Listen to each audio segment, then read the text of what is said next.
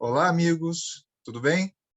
Nós estamos aqui no Observatório da Cultura do Brasil para mais um bate-papo, agora na Semana Nacional dos Museus do IBRAM, 20ª Semana Nacional dos Museus, e estamos nessa parceria com o Museu do Som Independente e com a Fonoteca da Música Paranaense, e hoje a gente está aqui para bater um papo com o Vitor Schroeder, pesquisador, e estamos aqui também com trabalhos técnicos do Digão Duarte. Vitor, seja bem-vindo. É muito bacana estar aqui para bater um papo com você. Oi, Manuel, oi, Digão, oi, pessoal. Estou vendo que você está aí no estúdio, microfone. Estamos, estúdio da Harmonia, Identidade Sonora e Banca do Podcast aqui. Muito bacana.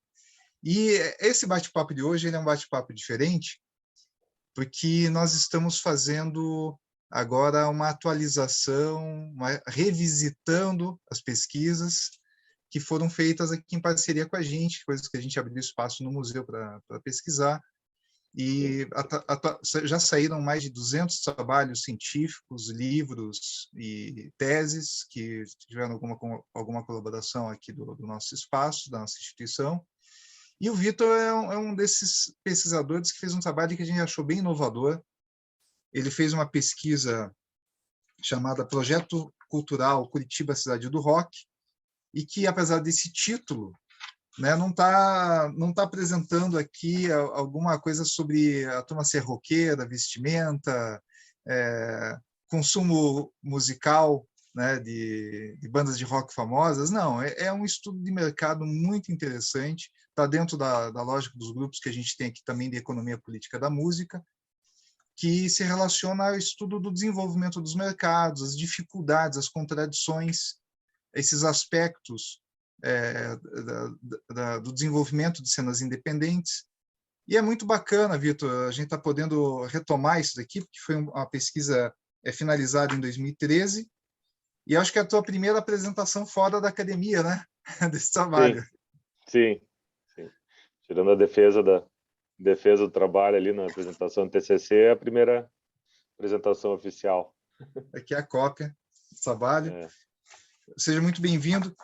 Eu estava aqui dando uma pensada nesse assunto antes de você apresentar o trabalho, e eu percebi aqui que uma coisa que moveu muito os diálogos que a gente teve na época, e com outros colegas também pelo Brasil, estava sendo muito nessa questão do que o que a internet estava proporcionando, né, de mercados, de opções, né, de inovação para novos artistas.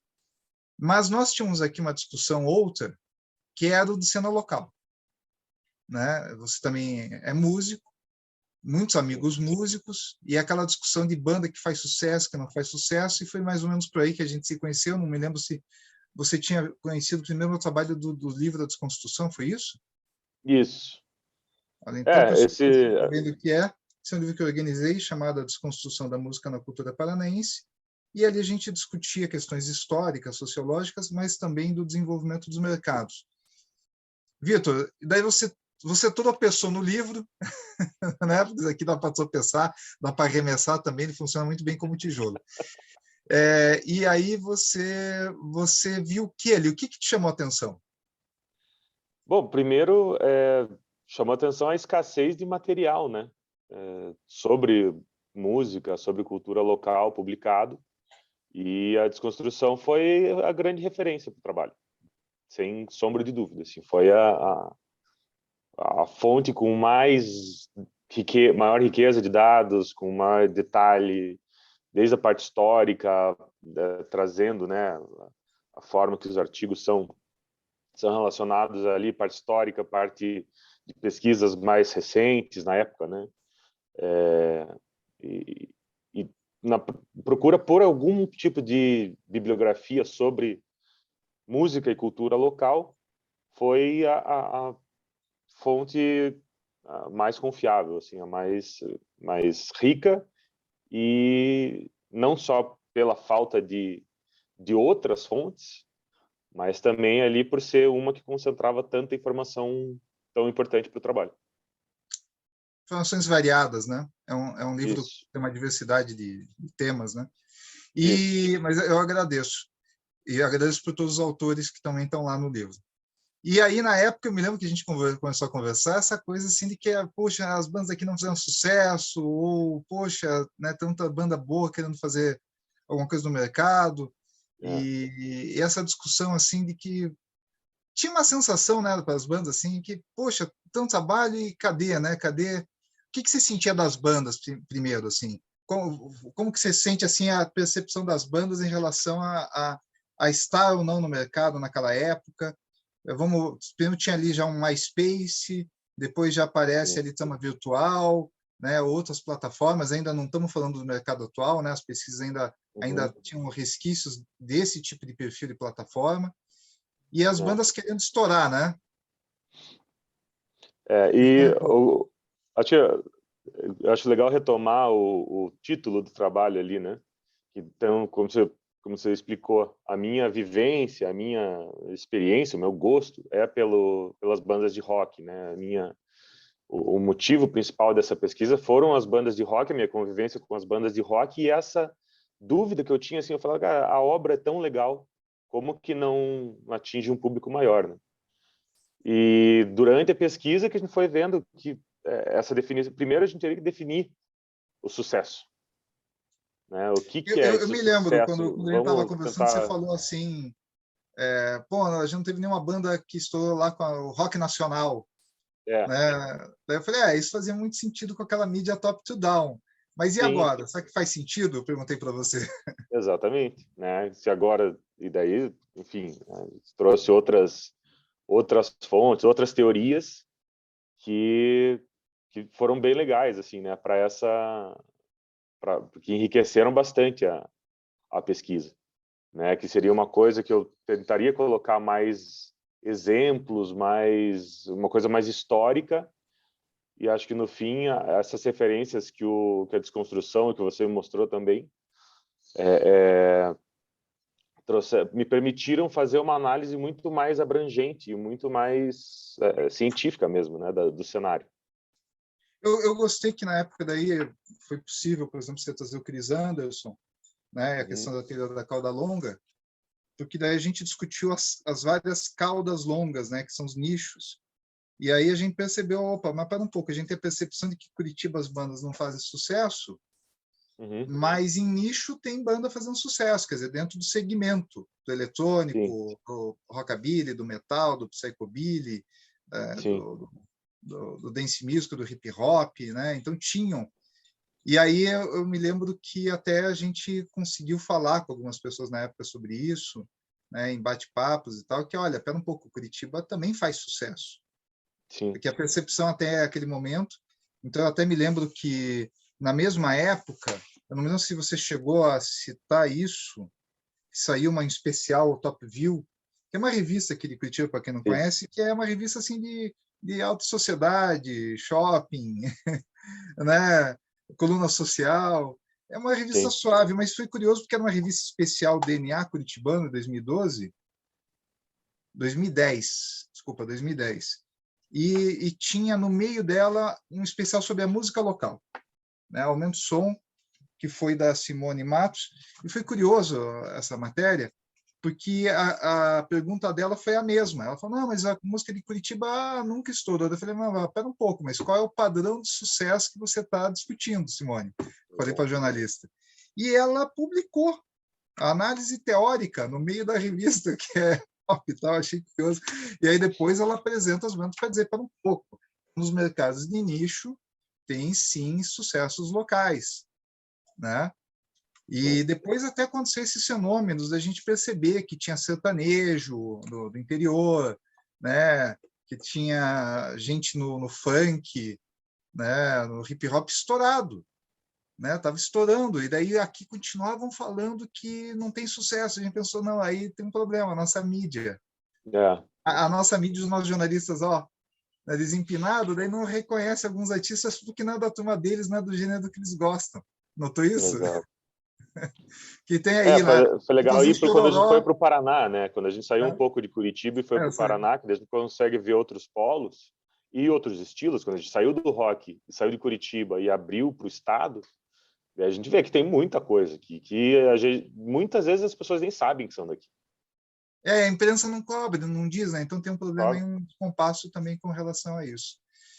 É. Bem, além disso, eu trago aqui uma questão de qualidade do trabalho, porque realmente ficou muito interessante com tabelas, com dados sobre a produção, né? E eu acho que ajudou a explicar um pouco desse fenômeno, coisas que a gente tem discutido num pequeno grupo restrito de pesquisadores, jornalistas, historiadores que se preocupam com essa questão da música aqui no Paraná, e alguns pesquisadores de fora, ligados à economia política da música, que são nossos amigos. Realmente é um grupo restrito de pessoas, até por isso é importante a gente fazer essa apresentação, Vitor, de novo, porque a gente acaba ficando com um time pequeno de pessoas que realmente se interessam e leem esse tipo de pesquisa, né? Que ela é segmentada, é qualificada, né? Mas me conte um pouquinho, em síntese, antes de você apresentar, um resuminho básico do que se trata essa pesquisa. Aquilo que você coloca Então, no sumário. sim, resumo. Ela foi, principalmente, o objetivo era identificar por que começou, ela surgiu como uma tentativa de identificação dos motivos pelos quais a música daqui não fazia sucesso. E ela acabou caminhando para uma direção de reconhecer e rever esse conceito de sucesso e fazer uma análise das tecnologias e das renovações do cenário musical, da indústria musical e da produção, né, e de distribuição, principalmente, e consumo de música, e como que isso influenciava na exposição desses artistas, né? Ainda era uma trazendo para hoje, faz quase 10 anos já. Então, ainda era uma visão um pouco inicial, assim, do que viria a ser o cenário com o domínio do streaming, né? Que é o que a gente vê hoje. É um cenário completamente diferente. Na época, ainda já em decadência, mas já ainda era mais forte a venda de discos físicos, de CDs ainda, né? Foi E bem hoje nessa o época que teve cenário a mudou completamente. transição, né? Foi bem nessa Isso, época que começou a música digital a ultrapassar a física. E é por isso. isso que é inovador o trabalho, porque você conseguiu trazer aqui, entre a introdução histórica e essa questão do desenvolvimento, uma percepção de que existia novos potenciais, Isso. né? Que esses potenciais para o desenvolvimento dessa música local, né? A partir da internet. Sim. E aconteceu, né? Temos hoje vários Sim, artistas exatamente. acontecendo, né? E acabou respondendo a pergunta, né? Por que os artistas locais não fazem sucesso? Não, mas espera aí, É. vamos definir nichos e todas essas subdivisões, né, desse cenário atual e vamos redefinir o sucesso. E dentro desses nichos, a gente tem artistas aqui que são referências absolutas dentro de alguns nichos, né? Sim. Colocou lá como exemplo Catalépticos no Psychobilly, enfim. Atualmente, Six Sinners, que é a banda nova deles, também está Isso. despontando no cenário internacional. Inclusive, estão numa turnê europeia, vão tocar em Amsterdã, e eu vi lá na grade, onde eles passam, eles são a última banda da noite, quer dizer, a banda principal, Headliners, né? headline. Exato. Então, Então, agora, assim, nesse momento dessa gravação, eu acabei de receber o material de divulgação deles em Amsterdã. é que daí Vamos sai um para a pouco dessa coisa apresentação? do senso comum, né? Porque como é uma coisa muito específica, um gênero muito segmentado, né, a gente acaba não... mas como assim? Eles não têm sucesso, porque eles não estão lá na playlist dos mais tocados do Spotify, mas claro, mas se for procurar dos mais tocados do gênero deles, sim, eles vão estar muito Vão bem estar. ranqueados, né? Eles vão estar bem. Assim como tantos outros artistas locais estão em playlists hoje ranqueados bem nos seus segmentos. Exatamente. Legal. Vitor, vamos para a apresentação? Vamos. Vou tentar Então, é compartilhar a tela contigo. aqui, senão...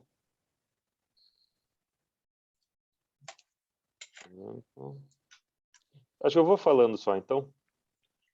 Né? Se conseguir, Então, pode tentar isso. E não vá apresentando, não tem problema. sim. Essa coisa da tecnologia, às vezes, ele não está me dando opção aqui, mas eu vou citando. Então, na introdução, do trabalho, ela fala justamente isso, né? Ele começa, faz uma definição histórica, né? Ali na parte do referencial teórico.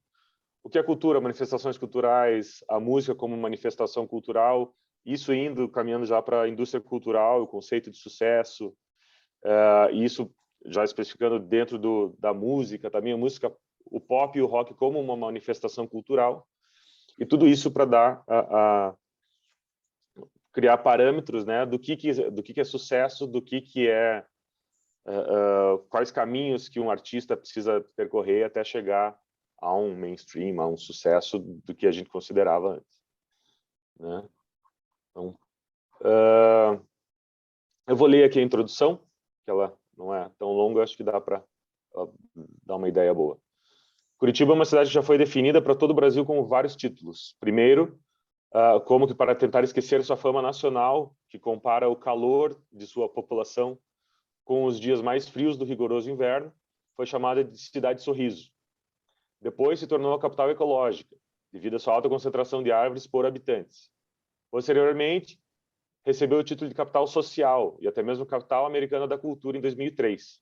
Entre tantos codinomes e qualidades diferentes, até hoje não houve um título sequer que fizesse menção às bandas da sorridente social e ecológica Curitiba. Motivos para tal não faltam, visto que a cena local na capital paranense é prolífera, sempre foi, em constante renovação, expansão e evolução.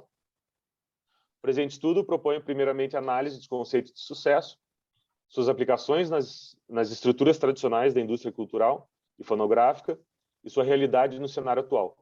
Em seguida, serão identificados os agentes que participaram e participam da história das bandas pop e rock curitibanas, contando as obras e fatos curiosos que permeiam o estilo e sua adaptação ao ambiente, ao clima e ao público de Curitiba, culminando na publicação do livro, que isso, né, como era o projeto de pós-graduação, ele propunha a publicação de um livro com essa pesquisa, que infelizmente não chegou a acontecer. Mas era o projeto era uma pós-graduação em gestão cultural, ela propunha um produto cultural, né? Ela pedia um produto cultural que seria essa publicação do livro, que infelizmente não chegou a acontecer, mas a pesquisa está aí. Mas olha, a gente faz um convite, então, aqui no ar, para, a partir do Observatório da Cultura, a gente fazer a nova série ao estilo da desconstrução e publicar esse artigo em livro. Com certeza. Aceitadíssimo. Deixa eu comentar uma coisa curiosa, né? Curitiba recebeu o título de Seattle brasileira, né, por causa do rock, Sim, mas até a comparação era o título de uma outra cidade, né? Então, quer dizer, essa é uma dificuldade de aceitação do que é daqui, pela própria imprensa, de que Curitiba é Curitiba. Não, é uma cidade do rock, não. Tiveram que dizer que era tipo Seattle brasileira, né? Tipo. Ali na pesquisa, tem vários pontos que a gente identifica a dificuldade de identidade própria mesmo, né? De Curitiba e do Paraná mesmo. Então, como se enxergar como paranaense e o que é nosso, né? Além dos óbvios, né? Além do que é colocado, que deveria ser alguma coisa muito mais complexa e muito mais sólida do que essa noção, que a gente sente uma dificuldade mesmo dos paranaenses, dos curitibanos, de se identificarem como o povo paranaense, o povo da tradições, cultura paranaense. identidades, cultura, algum tipo de arte específica, Isso. linguagens, né? E, no fundo, fica a propaganda da cidade modelo, que é falsa, né?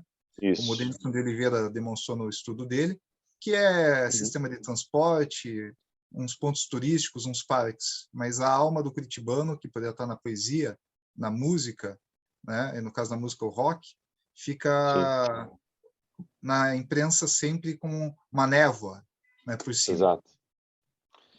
Então, a pesquisa faz toda essa questão histórica, né? Definição de cultura, definição de indústria cultural, de música, né? A indústria musical, como que se constrói, e daí traz uma abordagem histórica de como que, né, o rock veio para o Brasil, como que o rock veio para Curitiba, que foi bem...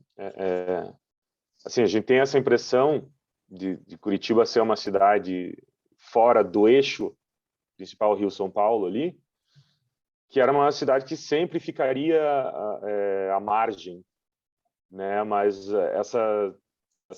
esse levantamento histórico mostra que assim que o rock surgiu no Brasil, aqui já chegou a informação, né? Já tinha pessoas que viajavam para fora e traziam essas informações, os discos, enfim, para cá logo que surgiu no Brasil, né? Então essa linha do tempo ela tá muito próxima, assim.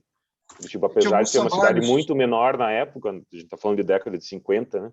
50, Uhum. 60, muito menor do que, por exemplo, Rio de Janeiro, São Paulo, né? E tinha alguns trabalhos na desconstrução da música, né? Tinha um trabalho meu, tinha um do Márcio, se não Sim, me engano, um do Aimoré, sim. enfim, que a gente acabou localizando, né? Essas informações iniciais da chegada do rock Aham. em Curitiba, que se tornou e é até hoje um gênero muito influente, né? Existe um alto consumo de rock aqui, né? É. Ainda que o Isso, sertanejo domine as paradas em todo o Brasil, inclusive aqui, sim. mas o rock está ali sempre entre os gêneros mais consumidos aqui. E o rock, que a gente estava falando de nichos, né? O rock hoje em dia é um estilo de nicho, né? E O já é um rock clássico e hoje em as dia, né? principais vertentes, né? Ele está quase tão nicho como o blues e o jazz, assim, por exemplo, ainda tem um apelo popular muito forte. E acho que hoje na música, isso no mundo inteiro, a gente percebe uma uma tentativa de revival do rock, assim, talvez uma coisa meio grunge, né? Mas ele não é mais o mainstream, né? Isso é um fato. Mas aqui em Curitiba ainda existe uma cultura bem forte de rock, visto isso nos shows recentes que tiveram aqui, né? Teve Kiss, teve Metallica, tem todas as grandes bandas de rock estão vindo Nessa para cá. faixa de 40 mil pessoas, né? 45 mil pessoas no Metallica semana passada, Kiss Isso também também cheio na foi bem cheio, Pedreira. né? Na Pedreira vai ter esse ano ainda Guns N' Roses, Iron Maiden, falou de Pearl Jam. Então as bandas estão vindo para cá porque sabem que é justificável. O Paul McCartney veio recentemente também, antes da E pandemia, continua tendo muita banda, né? É impressionante como tem banda na muita cidade, né? banda. Sempre Muita muita banda. banda e pouco bar, né? Pouco espaço para tocar, Não dá mas para muita banda. entender isso. Não dá. Tá certo. Continua, por O favor, roqueiro Vitor. é insistente, Sim. né? Então, passando para essa perspectiva histórica, vou deixar aqui. E daí já começa uma visão das entidades, né, representativas, tanto secretarias de cultura, Ministério de Cultura, hoje Secretaria Especial da Cultura, né, Uhum. tem dos músicos do Brasil, o quanto por muito tempo eles tiveram um papel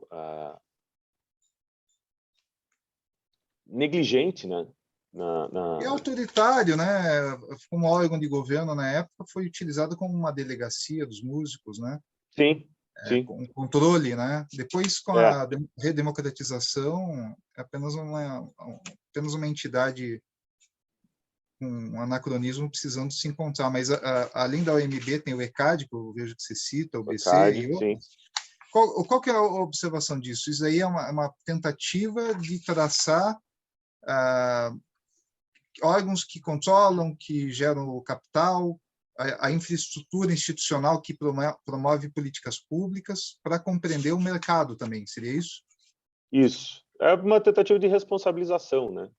Uhum. Meio que dar nome aos bois, assim, falar, ó, essa entidade deveria ter feito isso, poderia ter feito isso, e se fizesse isso, resultaria num cenário muito mais propício hoje, né? Muito mais... Ou faz aquilo e isso acaba prejudicando os menores, os que não são tão conhecidos. Exato, Tem uma exato. contradição no mercado, né? E no mundo do Tem, trabalho. tem, tem. E isso, entidades de arrecadação, o ECAD, por exemplo, né? As associações, isso tudo a gente vê que poderiam trabalhar junto, mas acabavam se tornando entidades que jogavam contra, né? Sim, é a contra os percepção de artistas ecocenas. que Tem estão muitas tentando cenas. se... Eles são muito bons para artistas gigantes, né? É, Agora, para artista pequeno, eles são mais um empecilho, mais um fator contra do que uma ajuda. isso acaba interferindo no desenvolvimento de cenas independentes regionais. Seria isso? Sim, com certeza. Tá certo. Daí, passando, a gente vai para um cenário da relação das bandas paranaenses, né, dos artistas paranaenses com a indústria fonográfica. Então, assim, a gente cita alguns exemplos de artistas que tiveram alguma coisa de projeção, que conseguiram assinar com grandes gravadoras, caso da Relis E, Pública, sim, continue. né? E Vejo que um você pouco cita antes, teve Catalépticos, ali... você cita lá da sua lançou um disco na Bélgica, mas logo na Aham, sequência do teu trabalho, o Bonde do Rolê conseguiu lançar, tocar nos 5 continentes, saiu para a gravadora grande, sim, estourar o Carol Conká, né, saiu alguns artistas daqui naqueles concursos da Globo, né, sim. de cantores. É. Surgiram no Paraná mais cantores sertanejos e duplas que estouraram, quer dizer, teve aí um pequeno boom, né, nos nichos também, né? Teve, teve. O sertanejo, hoje, se colocar, por exemplo, Londrina é um polo de produção de música sertaneja, é meio que o QG do Fernando Sorocaba, né? O Sorocaba, principalmente, que achou o grande mentor ali. Então, ele que lançou Lua Santana, as coisas dele também, enfim. Michel Teló, o pessoal não fala, porque ele, enfim, ele foi criado, acho que no Mato Grosso, Não, mas Mato Grosso, ele mesmo Mato já Grosso, falou do só que carinho ele é de dele, da relação dele com o Medianeira e ele, Paraná. sim, né, ele reforça. Fala. Isso é legal, a gente vê assim uma tentativa um pouco desse resgate desses artistas que estão mais estourados E da tentar mídia colocar o local. Paraná no Só que mapa, né? só Para com dizer, esses olha, que o estão Paraná estourados existe, né? agora, para dar espaço para os que não. Sim, sim. Tem a Nayara Azevedo, que estava agora no Big Brother, que também é daqui. Isso desse gênero do sertanejo, né? Mais sertanejo Uhum. universitário, sertanejo mais pop, essa abordagem mais pop do sertanejo.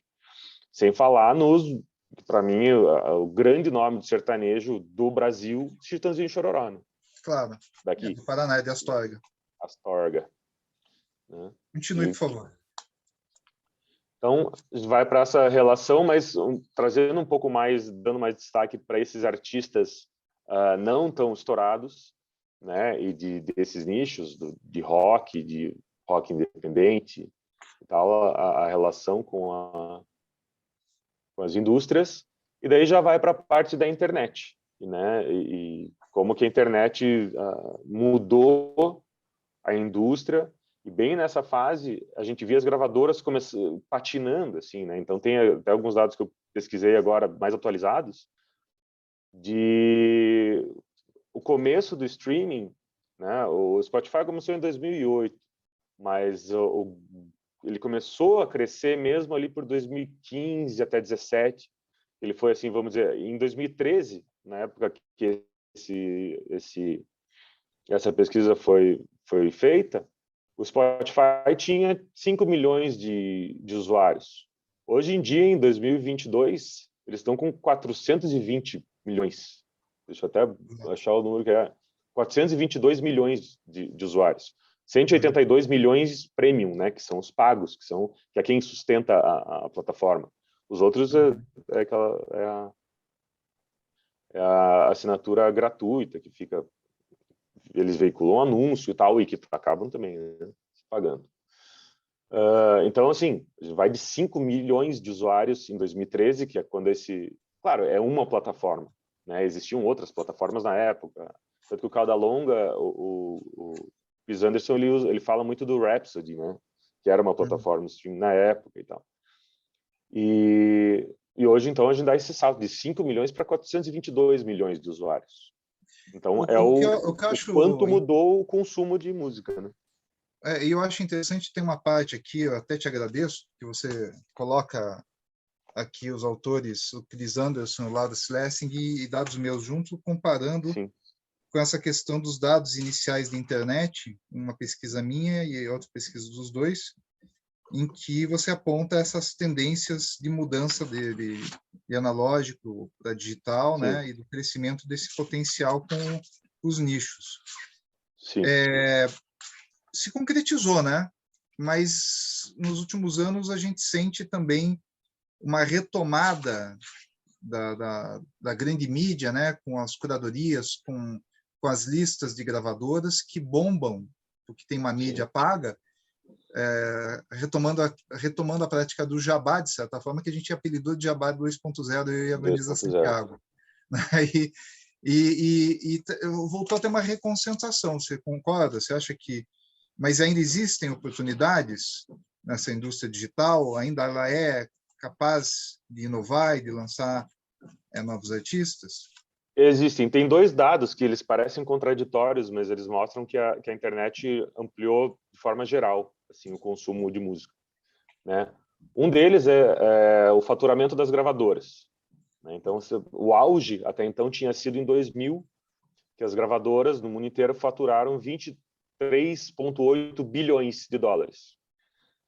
E em 2012, ali, que foi a maior queda, eles chegaram em 15 bilhões. A partir de 2015, com essa retomada, que é justamente como eu falei, quando o Spotify começa a retomar, eles vão tipo de 20 milhões para 50 milhões de usuários, a indústria, as gravadoras começam a retomar, né? Então, elas já começam a entender como que o mercado está funcionando e como que elas vão conseguir lucrar em cima disso. E hoje, o dado mais atualizado de faturamento do ano passado, 25 bilhões, 25,9 bilhões. Então, E maior do uma que os 23 retomada, bilhões de 2000, que era o... sim, E já e está uma além, né? retomada das gravadoras como grandes players junto com Sim, as big techs, né? sim.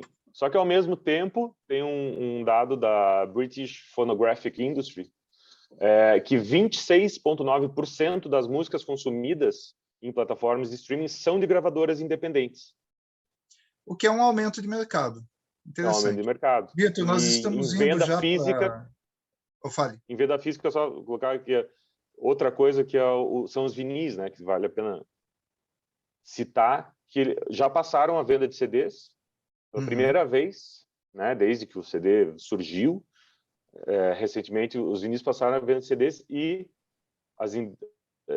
os vinis de artistas, de gravadores independentes, são 40% da venda de vinis no mundo inteiro. Então, dá para ter uma ideia da Legal. representatividade de gravadores e artistas menores, mas não necessariamente ligados a grandes gravadores. É um novo mercado, né? Mudando as mídias. A gente está indo para o finalzinho, estamos aí com pouco tempo de vídeo. Uhum. Gostaria de te pedir que você fizesse uma síntese da tua conclusão. Como que Tá. foi a tua conclusão que você chegou na pesquisa? Bom, a conclusão é que essa pergunta feita lá no começo, ela era um pouco ela tinha mais a ver com essa falta de identificação cultural do curitibano e do paranaense, e em reconhecer e pesquisar mesmo, e buscar saber mais sobre quem que é daqui e o que está fazendo, né? E que então, trazendo esse cenário novo com a teoria da cauda longa, dessa divisão, essas subdivisões em nichos musicais, nichos culturais, né? Então, os públicos menores e mais subdivididos, ali se concluiu sim que existe, que os artistas paranaenses, curitibanos, sempre fizeram sucesso e continuam fazendo sucesso dentro desses nichos. Excelente, Vitor. A gente já está encerrando. Me diz uma coisa, para você foi interessante o acesso ao museu? Foi bacana a parceria com a Fonoteca, com o Museu do Som Independente? O que faz de diferença quando se tem acervo, documentação para quem pesquisa? Não foi só importante, né? Ele foi divisor de águas para essa pesquisa. Eu cheguei com uma visão, como eu falei, pesquisando, indo atrás de bibliografia, um cenário completamente escasso de informação. Quando eu achei a desconstrução da música paranaense, daí eu comecei, e mesmo assim também com dificuldade de acesso, de publicação, né? Uma coisa que as editoras podiam ajudar mais também, né? Em ter mais volume dessas produções, dessas reproduções. E tendo acesso ao acervo do museu da forma bem organizada, bem catalogada, e acompanhando o teu trabalho aí de perto, o Musim foi fundamental para essa pesquisa. Vitor, eu Tanto para as agradeço. teorias novas, quanto pelo acervo de dados e acervos históricos, né? Então foi Perfeito. fundamental, foi só importante. Obrigado. Vitor, a gente está no minuto final. Parabéns pela pesquisa. Vamos promover novas, você está convidado. Bom. E esse foi o Observatório da Cultura do Brasil. Nós estamos aqui com o Vitor Schroeder, que fez uma breve apresentação, uma síntese do trabalho dele. E nós estamos aqui na 20ª Semana Nacional dos Museus do IBRAM, parceria com a Fonoteca da Música Paranense e com o Museu do Som Independente. Vitor, obrigado, Digão, pelos trabalhos técnicos. Até a próxima. Obrigado, Manuel. Obrigado, Digão. Valeu, pessoal. Até. Obrigadão.